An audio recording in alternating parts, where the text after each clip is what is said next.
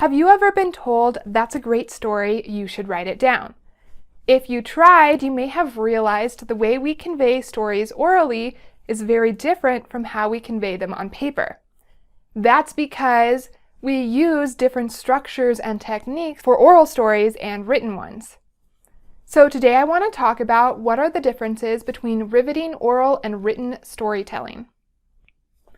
If you have a story that you've been telling to your friends and family and you want to write it down, or a story that you've written but you now want to perform, you need to understand the differences between these two types of storytelling.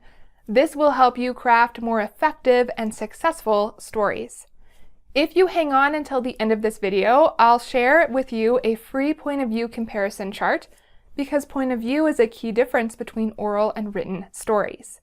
This is Ignited Ink Writing, a channel dedicated to helping authors like you transform your writing so it lingers with your readers, because writing that lingers gets remembered and recommended to others. I'm Caitlin Burvey, editor and author. Let's dive into spontaneous performance versus polished artifact. One of the biggest differences between an oral story and a written one is an oral story is more spontaneous and dynamic. It changes each time you tell it, and it changes in response to your audience. If you see your audience is getting bored, you might skip ahead. If you see your audience is really enjoying what you're doing, you might slow down and spend more time doing more of that. If you tell your story to your friend and then turn around and tell it at work, you might change it up to better fit the audience you're speaking to.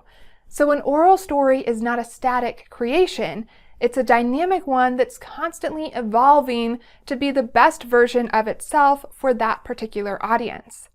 A written story is not like this. It's more static. It's more like an artifact than something that's constantly changing. When you write a story down, you don't get to change it to fit the readers who are picking it up. You have to create the best version of it in that first go. This is part of why writing often takes longer than developing a story orally. So, an oral story is more of a performance, and a written story is more like a piece of art, more like an artifact, a physical thing. If you are taking a story that you have written down and you're now trying to tell it orally, you're not just reading it off the paper, but you're performing it, know that it's going to change. It's not going to be perfect. It's not going to have the exact words you wrote down, and this is a good thing. You want to modify it to fit your audience. If you're going the other way and you're taking an oral story and writing it down, remember that it's no longer a performance. You no longer have your tone and your body language to use to add to the story. So you're going to have to use more words, and you're going to have to spend more time getting it right the first time. Because an oral story is a performance, you actually get to use more than just words in order to convey that story. You get to use your body language and your tone of voice. So if a character whispers, you can actually whisper.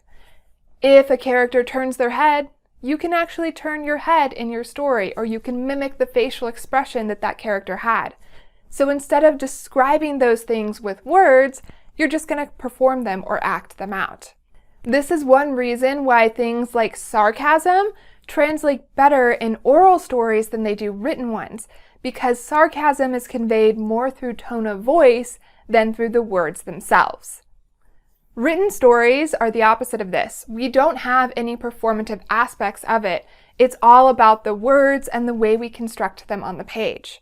So when we are writing a story down, we have to describe the tone of voice. We have to describe the character's facial expressions and body language. We have to use our words to convey those things, not our body.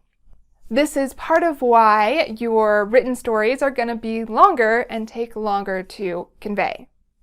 So, say you witnessed someone shoplifting and they stuck some raw chicken thighs down their pants to try and sneak out of the grocery store. If we're describing this orally, you're probably going to wrinkle your nose to show your disgust. You might mimic their hunched posture and things like that instead of describing it with words. If we are writing that story down, we're going to have to do all of that through our words. So we're going to describe the face they made as the squishy chicken thighs went down their pants.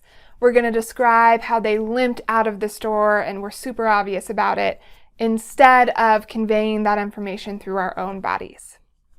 So an oral story is a performance. It is something that's dynamic and changing. A written story is more like an art piece artifact. It is static. It is what it is. We can't change it unless we go back and create new additions.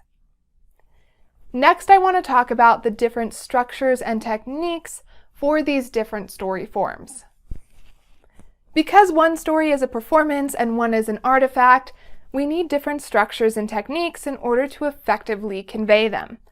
When it comes to oral stories, we often have to get the entire story out in one go. We have a limited amount of time. This means we have to be concise. We don't get to use as much description as the written version of this story might get to use. We have to pick our words carefully and deliver as much information in a short time span as we can. This is why we have to include tone and body language along with our words.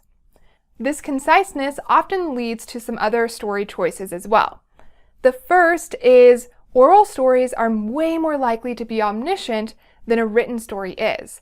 This is because an omniscient narrator is all-knowing and they can just tell the audience something. They don't have to show it through description. So I can say she was really mad.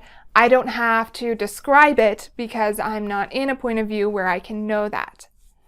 So omniscient is more common. The exception to that is if I'm telling a story that happened to me, we're going to be in first person, right? I'm going to say I'm not going to say Caitlin did this. Also, when you are telling a story orally, you're more likely to use less dialogue because dialogue takes longer to convey and because it can be difficult for a listener to know who is saying what if you're going back and forth too much.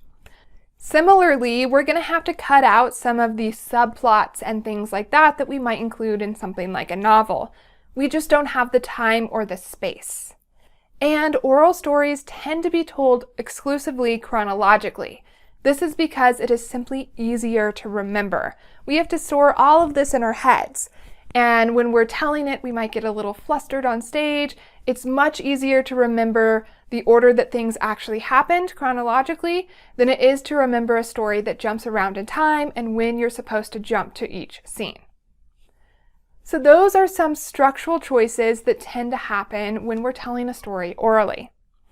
When we're writing it down, it's the opposite of a lot of these choices. First, we're not limited to how many words we can use unless we have specific word count guidelines. Usually we can just spend as many words as it takes to tell the story. Our readers might read a whole book in one sitting, but more than likely they're not going to. So we're not limited by time. A reader is willing to spend more time on a book than they are willing to sit in an auditorium listening to you perform. So, written stories are longer. You get to be more verbose. This means you get to have more dialogue because you have that back and forth on the page that makes it clear who is saying what. You also just have the space and the time to do so. You get to have all those wonderful subplots and twists and things like that because, again, you have the time and the space to devote to those. Also, in modern books, written stories tend to be told in first person or third person because modern readers really like to get into the heads and perspectives of the individual characters. They don't like being told what the characters were thinking and doing. They like sinking into the character's perspective, almost like they're doing those things alongside them. Because written stories are an artifact, they're not something we have to keep in our heads, we can play with the structure a little bit more too. It doesn't have to be told in chronological order. A lot of written stories are told chronologically, but just as many are told in a non-chronological order. And that's because it's easier to do that in a written story than it is in an oral one. So those are some of the different structural choices and techniques that are used in oral versus written storytelling. Next, I want to share an editor and author's tips for using both types of storytelling. Authors are storytellers who use pen and paper instead of their voices. We have become masters at writing stories down, or we're working on it. Oral storytellers use a very different structure. So if you want to take a story that you've written and tell it orally and perform it, know that you're going to have to cut some things out and you're going to have to change up the structure so it fits that format of story better. The same thing goes for taking a story that you have been telling orally and writing it down. You're going to have to include more when you write it down. You're going to have to use more words. It's going to take up more space. And you're going to have to present a more polished version instead of adjusting it to fit your audience. But you can learn important lessons from both. When I was doing my MFA in creative writing, I had an instructor who was overseeing my fairy tale independent study, and she challenged me to take one of my ideas and tell that story orally to a friend first, before I wrote anything down and record it. That was what I used as my first draft. That story turned out way different because of it. I wouldn't have had the omniscient point of view that the story does, and I probably wouldn't have had the archetypal characters. But I had to fall back on some of those oral storytelling techniques because I had limited time to tell my story. So that story turned out very different than it would have if I had not done those things. Now I'm going to challenge you to do the same thing. I want you to take a story idea that you have and tell it to a trusted friend, maybe a pet, and record it. Then use that recording as your first draft. See how that story turns out differently.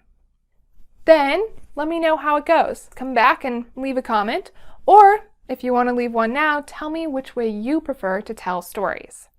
For more tips on story structure and other aspects of writing, subscribe to Ignited Ink Writing, a channel dedicated to helping authors like you transform your writing so it lingers with your readers, because writing that lingers gets remembered and recommended to others. I'm Caitlin Burvey, editor and author. To find out more about me, go to www.ignitedinkwriting.com.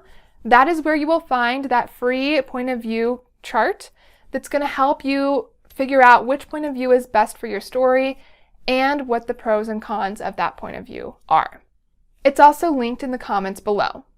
And if you want to see that story that started orally and then got changed to a written one, go to caitlinburvey.com. There you will find my collection of modern fairy tales, When Magic Calls. The story that I did that oral version of first is Wolf Girl. And now it's your turn to craft the best performative oral stories and longer form written stories you can to ignite your ink.